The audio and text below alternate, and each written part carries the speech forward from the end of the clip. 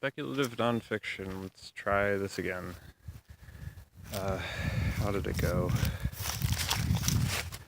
Let's do it the same as we did it back then. I think I'm thinking too much. That's my problem. In part, that's my problem. I'm moving in directions along similar paths repeatedly and overthinking and overbearing it all with some decision about what it is I'm thinking about. So it's circular. So it's internalized, and I'm thinking, well, what does this line of reasoning lead to, and different possibilities, and considering a variety of abstractions. Speculation.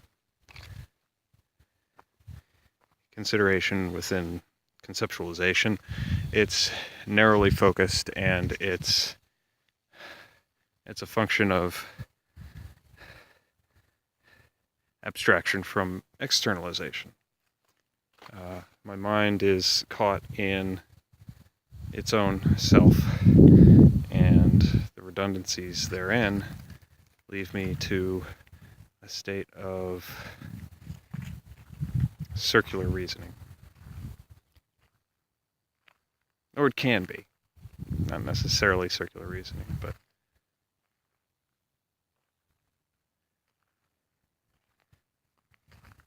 the proclivity is there, the inclination is there. The effect of shutting out or drawing away from the external leads me to an internalization of things that might otherwise be external, things that might otherwise be something other than the strictly internal.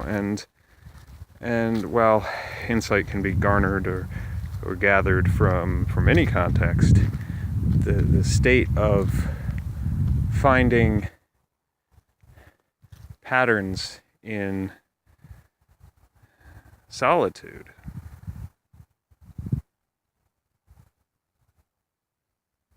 it's about as narrowly focused a perspective as one could find. I think there's some benefit in doing it that way, but at the same time, it's led me to some disjointed reasoning or dissonant thoughts, that is dissonant with the external, dissonant with reality.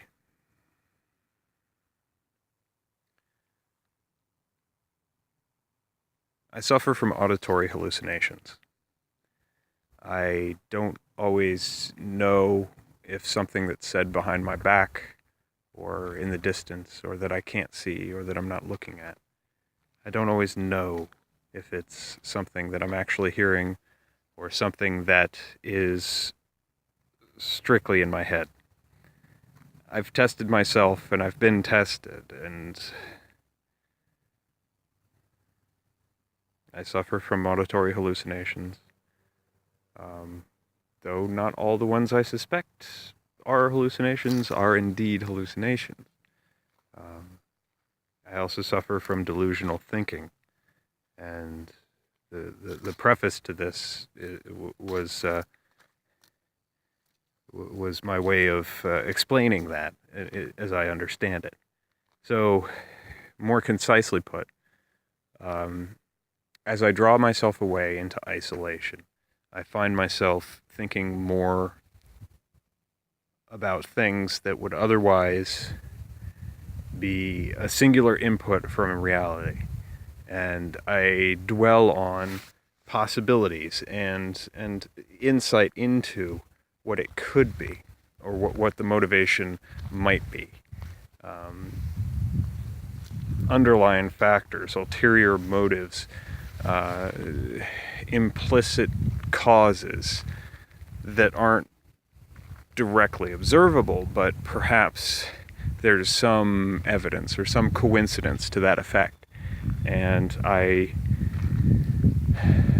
found that through dwelling on particular thoughts, away from the initial experience of them, away from the direct impact of them, leads to an abstraction of my interaction with experience, not only by distracting me from what's going on in the moment and being mindful of that while dwelling on it, but further distracting me from that moment upon which I am dwelling and seeing it for what it was. And to that effect, I find a similar cause in its amplification over time, which is the further you go away from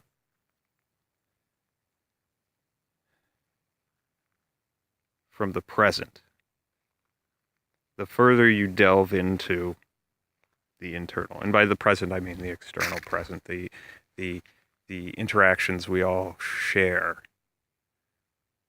to the ones that only I am a part of. Or from your perspective, what is it that you see and then think about? And in the thinking, you lose sight for a moment of what's going on around you. Consider that in the extreme. Consider focusing on that so much that it leads you to distancing yourself from others and distancing yourself from even wanting to go back to the present tense in reality and functioning with the external world.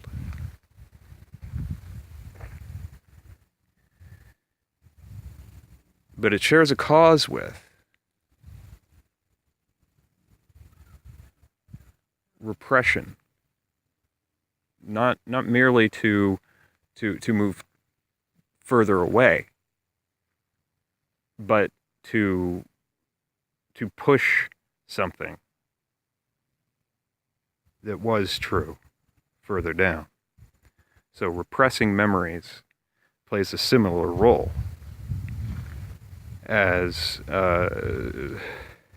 suppressing the present.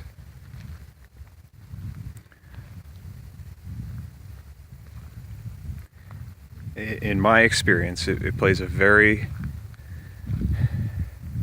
very similar role.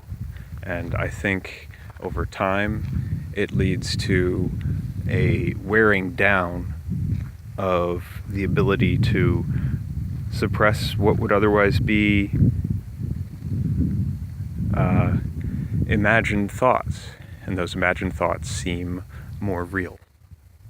Because the ability to distinguish and differentiate them from what actually is real, the hallucinations, the delusions not being real, becomes more and more difficult to separate. And I'm left with a diminished capacity to distinguish my thoughts from what's actually going on, what's actually being said. And what I'm left with from, I think, years of repression, suppressed memories about some of the abuse I suffered as a child,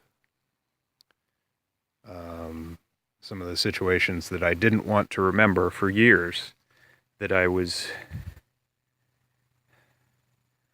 made to recant an accusation as a kid. And out of some misplaced sense of love and forgiveness, I went along with it and I agreed with that reasoning that it should be kept a secret.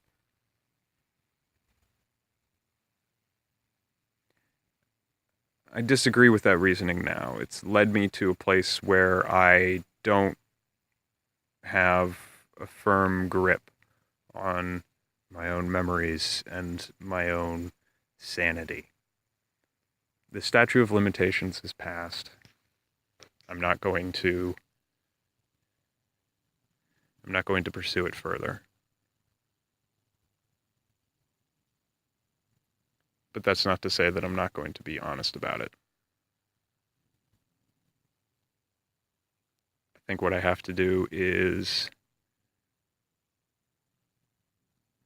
try to write this down in a concise way, share it with as many people as I can, relevantly so, in productive ways. I don't want to put someone out to to think about things that they don't need to, that don't jive with their sense of reality. So, I've got some more thinking to do. But along that line of reasoning, it's a further focus on how distance plays a role in understanding the relation between thoughts. So I think that's good for now. I'm not sure when I'll be done. Maybe I already am.